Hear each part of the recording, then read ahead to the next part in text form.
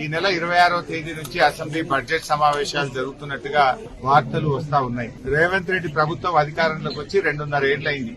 సగం కాలం పూర్తయింది. ఆనాడేమో బాండ్ పేపర్ల మీద రాసిచ్చారు.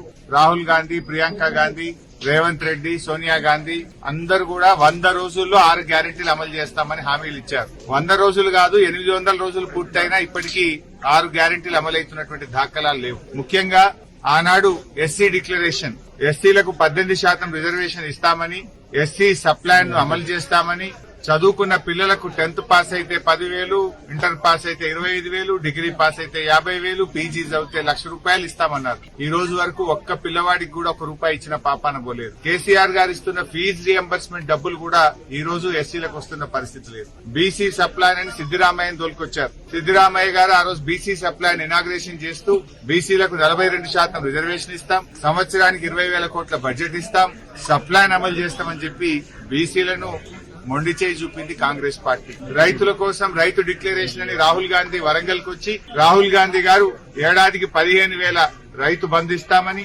పంటల బీమా ఇస్తామని, అన్ని పంటలకు బోనస్ ఇస్తామని మాయ మాటలు చెప్పిండ్రు. ఇవాళ రైతుల్ని మోసం చేసిండ్రు. రైతులకు మోసం, బీసీలకు మోసం, ఎస్సీలకు మోసం, ఎస్టీలకు మోసం, యువతకు మోసం, అన్ని వర్గాలను మోసం చేసిండ్రు. ముఖ్యంగా నేను రాష్ట్ర ఉప ముఖ్యమంత్రి బట్టి విక్రమార్క గారిని డిమాండ్ చేస్తా ఉన్నా, ఎల్లుండి పెట్టే బడ్జెట్ సమావేశాల్లో ఈసారైనా ₹4,000 పెన్షన్ ప్రవేశపెట్టాలని డిమాండ్ చేస్తా ఉన్నా. ఆనాడు అవ్వాతాతలకు 200 ఉన్న పెన్షన్ కేసీఆర్ గారు 2,000 చేస్తా అంటే చేసి ఇచ్చిండ్రు.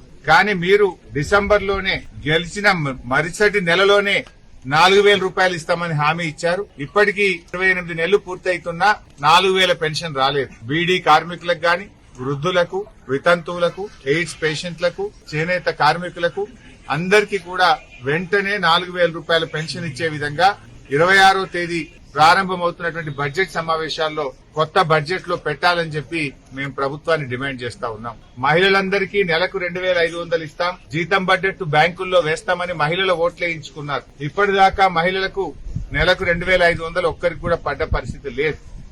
తక్షణమే ఈ బడ్జెట్ లో నెలకు 2,500 మహిళలకు ఇచ్చే విధంగా బడ్జెట్ రూపొందించాలని బట్టి విక్రమార్క గారిని డిమాండ్ చేస్తా ఉన్నా. ఇందిరమ్మ ఆత్మీయ భరోసా అని పోయిన బడ్జెట్ లో చెప్పారు. మళ్లీ కొత్త బడ్జెట్ వస్తుంది కానీ ఇప్పటికీ ఆత్మీయ భరోసా కూలీలకు అందింది లేదు. అంటే మీ బడ్జెట్ కూడా ఒక విలువ లేకుండా చేసినారు. బడ్జెట్ లో చెప్పిన పంటల బీమా రాలేదు, బడ్జెట్ లో చెప్పిన ఆత్మీయ భరోసా రాలేదు. యువత కోసం బడ్జెట్ లో గొప్పగా స్పీచ్లు కొట్టిండ్రు, బల్లలు దర్శిండ్రు అసెంబ్లీలో. కానీ ఇంతవరకు రాజీవ్ యువ వికాసం అమలు కాలేదు.